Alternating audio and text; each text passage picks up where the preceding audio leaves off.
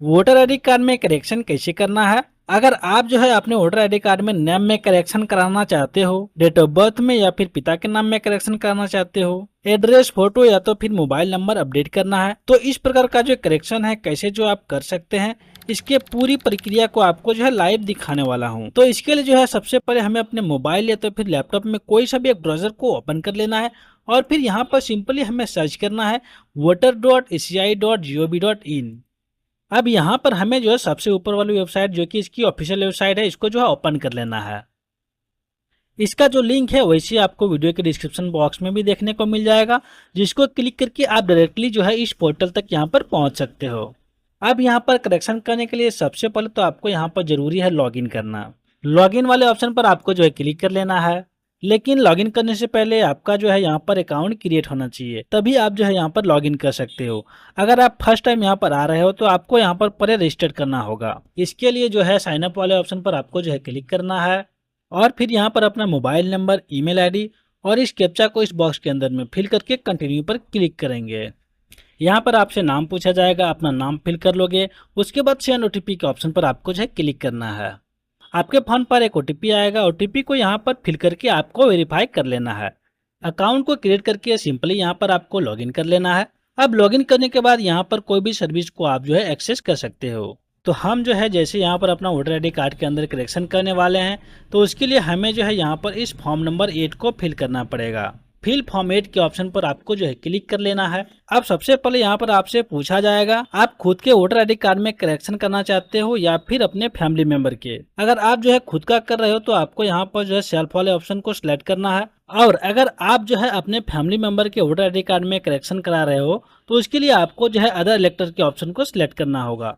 उसके बाद EPIC number यानी कि वोटर आईडी कार्ड के नंबर को आपको यहाँ पर इंटर कर लेना है और सबमिट के बटन पर क्लिक करना है। जैसे ही आप जो है सबमिट पर क्लिक करोगे तो आप यहाँ पर देखोगे कि हमारा जो रिकॉर्ड गवर्नमेंट डेटाबेस के अंदर रिकॉर्ड है उसके अकॉर्डिंग इन्फॉर्मेशन यहाँ पर फैच होकर आ जाएगी। अब सिंपली यहाँ पर आपको जो है ओके वाले ऑप्शन पर क्लिक करना है। यहाँ पर सबसे पहले आप सभी को एक रेड कलर का मैसेज आएगा, जिसमें कि आपको बताया जाता है कि करेक्शन अगर आप ऑनलाइन तरीके से कर रहे हो तो आपको जो है ई साइन करना होगा, जो कि आधार के जरिए होंगे। यानी कि कंफर्मेशन के लिए आपके आधार कार्ड से रजिस्टर्ड मोबाइल नंबर पर ओटीपी को सेंड किया जाता है। ओटीपी को सबमिट करके आप जो है अपने ई साइन को यहाँ पर कंप्लीट कर सकते हो। उसके बाद आपका जो फॉर्म है डिजिटल तरीके से सबमिट हो जाएगा और आपको किसी भी प्रकार का कोई भी फिजिकल डॉक्यूमेंट्स को कहीं पर भी भेजने की जरूरत नहीं होगी। अब नीचे यहाँ पर आपसे पूछा जा रहा है कि आप क्या करना चाहते हो अपने वोटर कार्ड के अंदर। तो अगर आपको जो है नाम में करेक्शन कराना है या तो फिर डेट ऑफ बर्थ में करेक्शन कराना है या फिर फादर्स नेम या तो हस्बैंड नेम या तो फिर एड्रेस में बदलाव करना चाहते हो, तो आपको यहाँ पर जो है सेकंड वाला option correction of entries in existing electoral roll, इस ऑप्शन को जो है सिलेक्ट करना होगा। ओके पर क्लिक करेंगे तो अब हमारे सामने जो है फॉर्म ओपन होकर आ जाएगा। तो कुछ इन्फॉर्मेशन जो है यहाँ पर आपके डेटा के अकॉर्डिंग यहाँ पर ऑटोमेटिक फिल दिखाई देंगे। अब यहाँ पर सिंपली कुछ नहीं करना है, आपको नेक्स्ट के ऑप्शन पर क्लिक करना है। अब इसके बाद बी सेक्शन के अंतर्गत आपको जो है आपका आधार नंबर अपडेट करने को बोला जाएगा। तो यहाँ पर आपको जो है टिक कर लेना है और अपने 12 डिजिट के आधार नंबर को आपको यहाँ पर इंटर कर लेना है।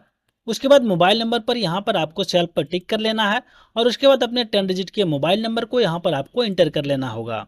नीचे अगर आप चाहो तो अपने ईमेल आईडी को भी यहाँ पर इंटर कर सकते हो। उसके बाद आपको जो है नेक्स्ट के ऑप्शन पर क्लिक करना है।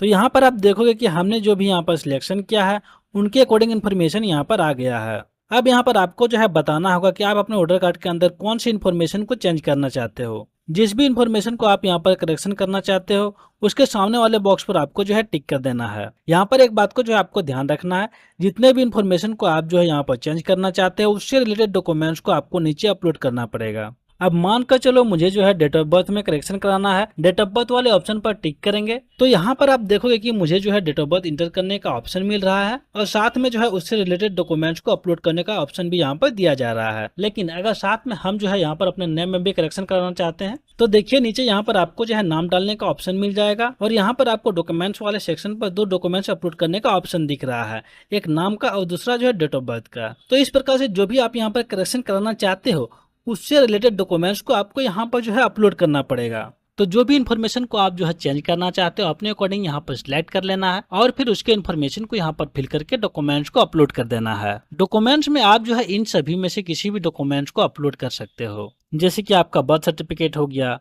पैन कार्ड हो गया, ड्राइविंग लाइसेंस हो गया, अगर ये सभी आपके पास नहीं है तो सिंपली यहाँ पर आपको एक ऑप्शन मिल जाएगा आधार कार्ड का, आप इसको भी यहाँ से जो है अपलोड कर सकते हो।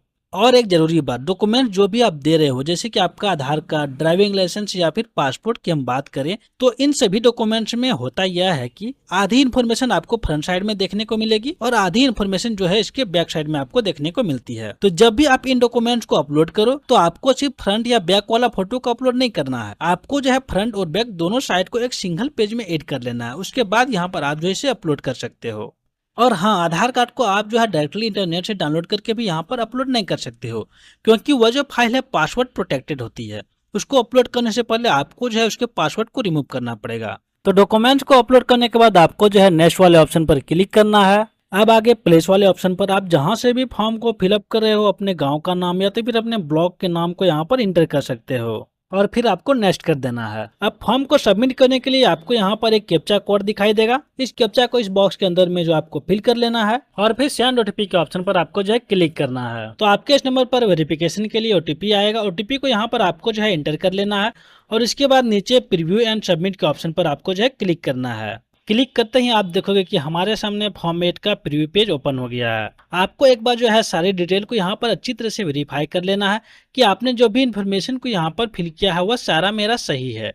अगर किसी प्रकार की कोई त्रुटि आपको यहाँ पर देखने को मिलती है तो कीप एडिटिंग का ऑप्शन आपको देखने को मिल जाता है। यहाँ पर क्लिक करके आप उसको जो है सही कर सकते हो। तो मेरे केस में सभी कुछ सही है, तो हम जो है सिंपली यहाँ पर ई साइन एंड सबमिट वाले ऑप्शन पर क्लिक करेंगे। तो अब जो है आप सभी के सामने ई साइन करने का ऑप्शन आ जाएगा। ओटीपी सेंड करने के लिए आपको जो है यहाँ पर अपना आधार नंबर को एंटर करना पड़ेगा। तो इसके लिए जो है दोस्तों आपके आधार कार्ड में आपका मोबाइल नंबर रजिस्टर्ड होना चाहिए, क्योंकि वेरिफिकेशन के लिए आपके आधार रजिस्टर्ड मोबाइल नंबर पर ओटीपी सेंड किया जाता है। तो यहाँ पर आपको जो है अपना आधार नंबर को एंटर करके गेट ओटीपी वाले ऑप्शन पर आपको जो है क्लिक करना है। तो हमारे इस नंबर पर वेरिफिकेशन के लिए ओटीपी आ चुका है। ओटीपी को यहाँ पर फिल कर लेते हैं। ओटीपी को फिल करने के बाद आई हेयर बाय पर आपको टिक कर लेना है और फिर नीचे सबमिट वाले ऑप्शन पर आपको जो है क्लिक करना है। सबमिट पर क्लिक करते ही आप देखोगे कि हमारा जो फॉर्म है यहाँ पर सक्सेसफुली सबमिट हो चुका है। यहाँ पर आपको आपका रेफरेंस नंबर देखने को मिल जाएगा। आपको जो है डाउनलोड एक्नॉलेजमेंट के ऑप्शन पर क्लिक करके इस रिसिप्ट को डाउनलोड करके रख लेना है, क्योंकि इस रेफरेंस नंबर के माध्यम से ही आप जो है अपने करेक्शन किए गए वोटर कार्ड के स्टेटस को ट्रैक कर सकते हैं। वैसे तो यहाँ पर आपके मोबाइल नंबर पर भी SMS के माध्यम से आपको जो है इन्फॉर्म कर दिया जाएगा कि आपने जो वोटर ID कार्ड में करेक्शन के लिए अप्लाई किया था वह सक्सेसफुली कंप्लीट हो चुका है। बट अगर बाय द वे मैसेज ना आए तो इस रेफरेंस नंबर की सहायता से आप जो है उसको ट्रैक कर सकते हो। तो उम्मीद करता हूँ यहाँ तक आपको सारी चीजें समझ में आ गई होगी कि किस प्रकार से हम जो है अपने वोटर कार्ड के इन्फॉर्मेशन को चेंज कर सकते हैं। अगर वीडियो अच्छी लगी तो वीडियो को लाइक जरूर कीजिएगा और इस प्रकार के इन्फॉर्मेटिव वीडियो के लिए हमारे चैनल को सब्सक्राइब जरूर कर लीजिएगा। मिलते हैं अगले वीडियो में, तब तक के लिए जय हिंद।